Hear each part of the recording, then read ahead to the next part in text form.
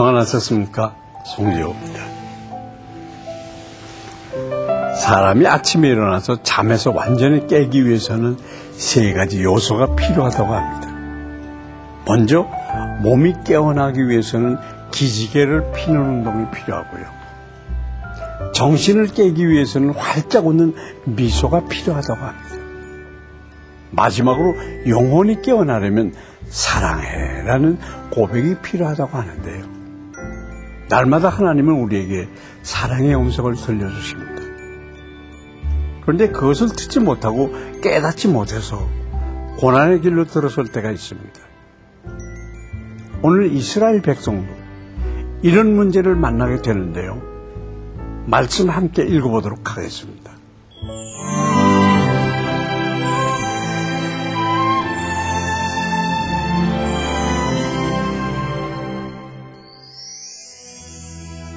오늘 보실 말씀은 사사기 2장 1절부터 10절까지입니다.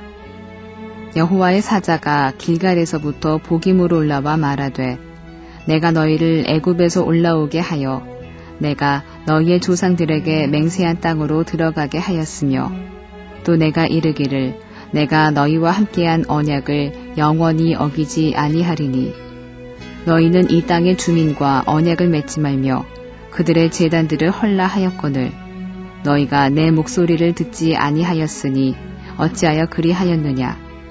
그러므로 내가 또 말하기를 내가 그들을 너희 앞에서 쫓아내지 아니하리니 그들이 너희 옆구리에 가시가 될 것이며 그들의 신들이 너희에게 올무가 되리라 하였노라. 여호와의 사자가 이스라엘 모든 자손에게 이 말씀을 이르매 백성이 소리를 높여 운지라. 그러므로 그곳을 이름하여 보김이라 하고 그들이 거기서 여호와께 제사를 드렸더라. 전에 여호수아가 백성을 보내매 이스라엘 자손이 각기 그들의 기업으로 가서 땅을 차지하였고 백성이 여호수아가 사는 날 동안과 여호수아 뒤에 생존한 장로들 곧 여호와께서 이스라엘을 위하여 행하신 모든 큰 일을 본 자들이 사는 날 동안에 여호와를 섬겼더라. 여호와의 종 눈의 아들 여호수아가 110세에 죽음에 무리가 그의 기업의 경내 에브라임 산지 가하스산 북쪽 김낫 헤레스에 장사하였고 그 세대의 사람도 다 그 조상들에게 돌아갔고 그 후에 일어난 다른 세대는 여호와를 알지 못하며 여호와께서 이스라엘을 위하여 행하신 일도 알지 못하였더라. 정복 전쟁을 완수하지 못한 이스라엘에게 여호와의 사자가 나타났습니다. 그는 먼저 이스라엘을 애굽에서 구원하여 이 땅에 들어오게 하신 하나님과의 언약에 대해서 언급합니다. 그것은 하나님께서 이스라엘의 영원한 보호자가 되실 것이니 가나안 사람과 그들의 우상을 멸하라는 것이었습니다. 하지만 그들은 여호와의 말씀에 순종하지 않았습니다. 만약 그들이 두려움 때문에 이 명령을 지키지 못했다면 그것은 불신앙이고 게으름 때문이라면 불순종입니다. 혼 경제적인 이익과 세속적인 쾌락을 위해서 가나안 사람을 버리고 가나안의 종교를 받아들이는 것이 더 낫다고 생각한다면 이것은 적극적인 반역 행위입니다. 여호와의 사자는 경고합니다. 말씀을 송용치 않고 용납한 모든 죄는 옆구리의 가시나 사냥꾼의 올무처럼 이스라엘에게 고통을 주게 될 것이라고 말입니다. 이 선고 앞에서 이스라엘 백성들은 통곡을 합니다. 하지만 우는 것만으로는 아무것도 바뀌지가 않습니다. 하나님 앞에, 말씀 앞에 다시 서야 합니다. 그 말씀을 청종하며 죄를 회개하며 다시 주님 앞에 돌아서야 할 것입니다. 성경은 이와 같은 안타까운 일이 일어나게 된 원인에 대해서 부가적인 설명을 해주고 있습니다. 이스라엘 백성은 하나님의 큰 일을 직접 본 세대, 이스라엘을 위해서 행하신 많은 일을 아는 세대가 있을 때에는 말씀에 순종했습니다. 하지만 여호수아가 죽고 하나님의 구원을 직접 체험하지 못한 다른 세대가 되자 말씀을 떠나게 됐다는 것입니다. 여호수아 시대의 신앙적 황금기가 한 세대 만에 그쳐버리게 된 것은 우리에게 경종을 울려줍니다.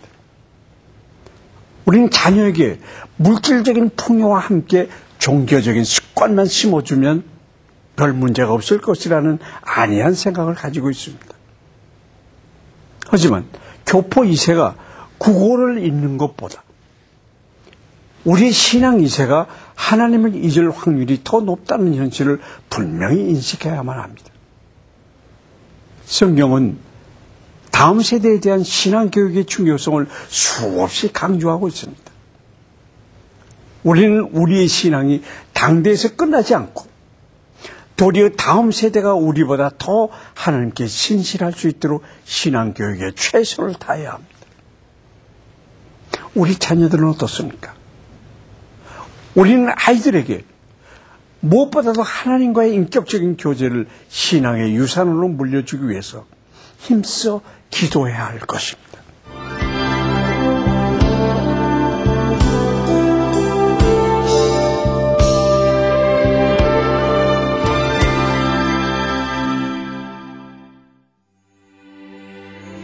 사랑과 은혜가 충만하신 하나님 아버지, 오늘도 말씀을 통해서 우리 영혼을 새롭게 해주시니 감사합니다. 우리에겐 수없이 많은 소리들이 들려옵니다.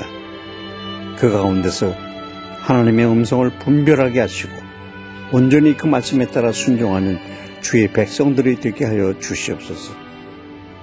우리의 영적인 귀가 열리게 하시고 잠들었던 우리의 심령이 깨어나게 하여 주시옵소서. 특별히 이 큐티 동행을 통해서 많은 사람들이 주의 음성을 듣고 삶의 평안과 기쁨을 갖게 되기를 기도합니다. 하나님, 이 방송과 함께하여 주시고 듣는 이마다 복되고 승리하는 인생이 되게 하여 주시옵소서.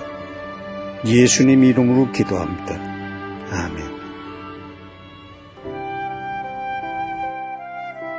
카티그족은 네팔의 카스트 제도 중에서도 가장 낮은 신분입니다. 그들은 굶주림과 부족함과 멸시 속에서 살아가고 있습니다. 카티크족 중에서도 무슬림 카티크족은 힌두교도들마저 더럽다고 하며 멀리할 정도로 차별당하고 있습니다. 한번 카스트는 영원한 카스트다라는 속담처럼 그들이 어딜 가서 무슨 일을 하든지 나귀는 사라지지 않습니다. 카티크족이 사랑의 하나님을 영접함으로 제도에서 자유케 되고 새로운 신분으로 거듭날 수 있는 소망과 미래를 발견하게 되기를 기도합시다. 한 여자 집사님이 부부간의 갈등 때문에 힘들어하고 있었습니다. 너무 힘들어서 하나님께 기도하고 있는데 이런 마음을 주시더랍니다.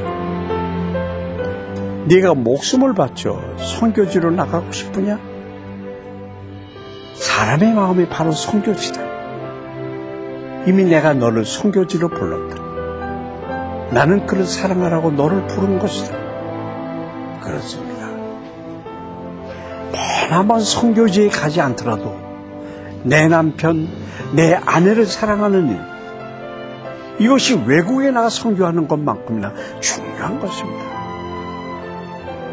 하나님이 부르신 그 자리에서 사랑하면서 섬기는 것, 그것을 통해서 아름다운 믿음의 공동체를 세워나가시길 바랍니다. 송교의 큐티 동행 오늘 여기서 마치겠습니다. 감사합니다.